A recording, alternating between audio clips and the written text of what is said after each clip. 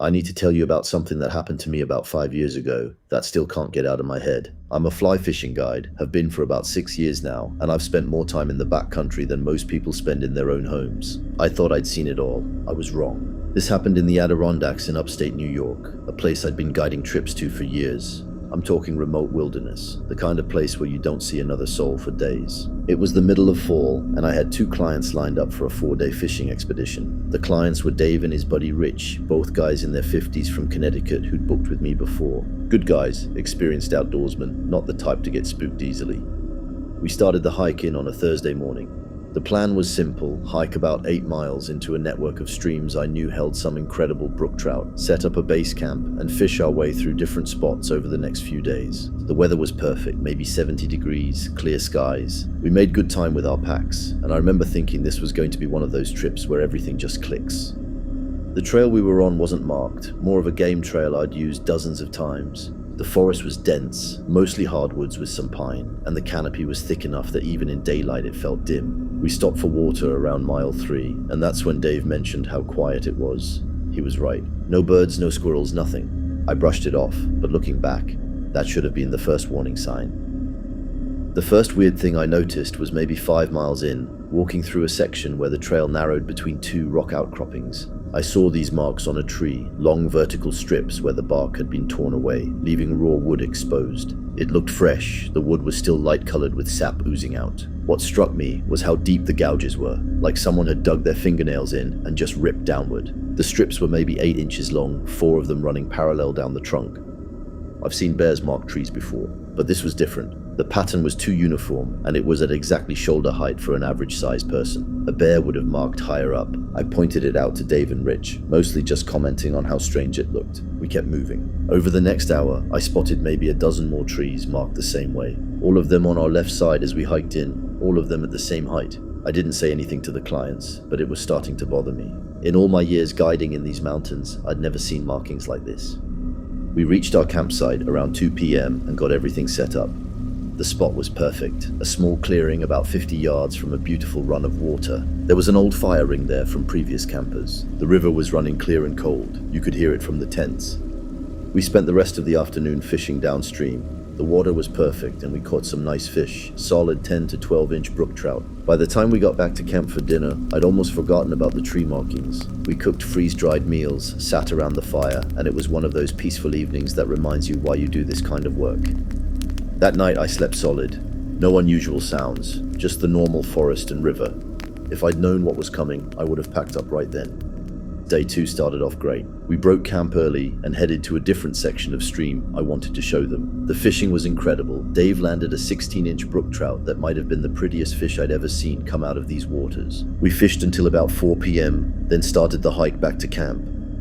That's when I noticed it.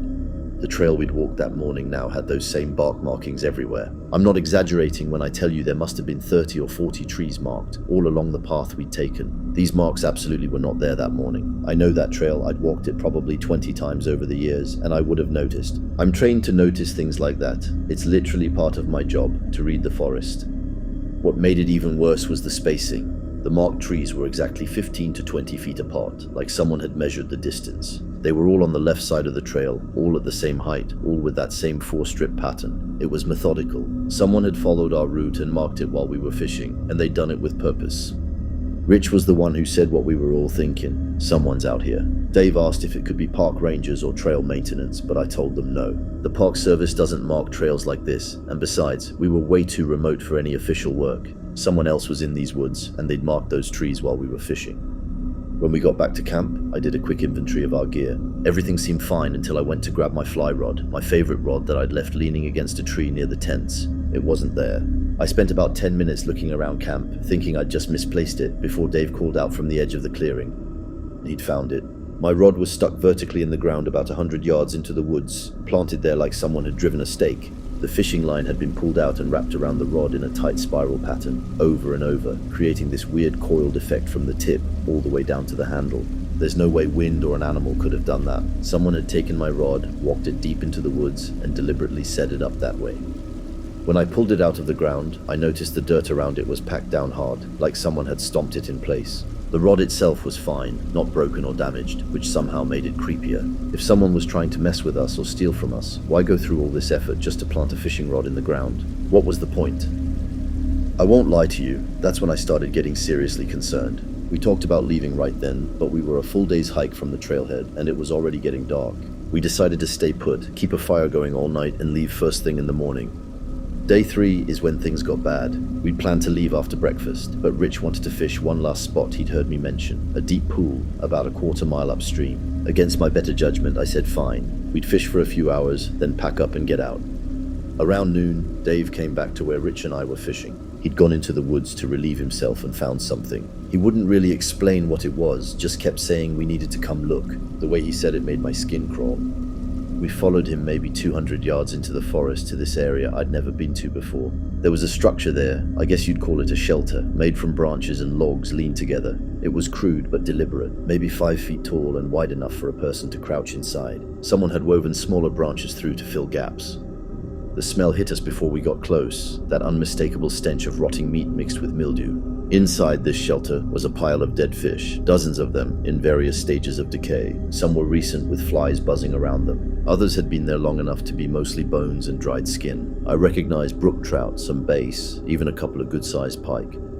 But that wasn't the worst part. Mixed in with the fish were clothes, human clothes, soaked and rotting. A jacket, some shirts, what looked like it might have been jeans, even a pair of leather boots covered in green mold. Everything was falling apart, like it had been there for years. One of the shirts had a name tag still attached, but too faded to read. Inside there were other items too. A rusted Coleman lantern, a broken fishing reel, a hunting knife with the blade snapped off. It was like someone had collected garbage from campers over years and hoarded it all in this one spot. Rich actually threw up. The smell was that bad. We got out of there quick and practically ran back to camp. That was it. We were leaving. I didn't care that it would be dark before we made it out. We weren't staying another night. We started breaking down camp immediately. I was rolling up my tent when Dave asked where our food bag was. I'd hung it in a tree that morning using a bear bag setup, standard practice. The bag was gone. We searched the area but couldn't find it anywhere. We decided to leave the food and just get out. But by the time we had everything packed, the sun was setting. I made the call that we'd leave at first light and just had to tough out one more night. We built up a big fire and basically sat around it until we were too exhausted to stay awake. I don't know what time it was when I woke up, maybe midnight, maybe later. I heard this splashing sound coming from the river. It was rhythmic, like someone hitting the water with a stick over and over. It went on for what felt like 10 minutes. I grabbed my flashlight and crawled out of my tent. Dave heard me moving and came out too. I clicked on my light and pointed it toward the river. There was someone standing in the water. I could see the silhouette clearly, a person standing waist deep in the current, back turned to us. They were completely still, except for their arms, which were moving up and down. That's when I realized they were holding something, dunking it in the water repeatedly. I yelled, "Hey!" My voice sounded way too loud in the quiet. The figure didn't react, didn't turn around, just kept doing whatever they were doing. I stepped closer to the riverbank, and that's when I got a better look. It was our food bag, the bright yellow dry bag I'd hung that morning. They'd taken it down and were just dunking it in the river, over and over.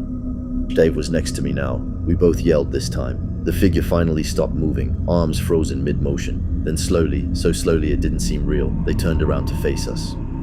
I'm going to do my best to describe what I saw, but I don't think I can really do it justice. It was a man, or at least it had the shape of a man, probably 6 feet tall and thin. His mouth was open, wide open like he was screaming, but no sound was coming out.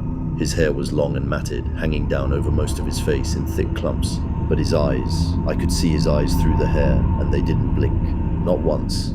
He just stared at us with his mouth open in that silent scream, eyes reflecting my flashlight beam back like an animal's. His skin was pale, almost grey, and I could see his ribs. He wasn't wearing a shirt, maybe not wearing anything at all. His hands looked wrong too, the fingers too long, but that might have just been shadows and water distorting things. The whole thing probably only lasted 10 seconds, but it felt like forever. Then he just let go. The food bag dropped into the water and got swept away by the current. And then he sank. I don't mean he dove, he just slowly lowered himself straight down until the water went over his head. The surface barely rippled. We stood there waiting for him to come back up. I was counting, 30 seconds, a minute, 2 minutes. He never surfaced. We didn't sleep the rest of that night.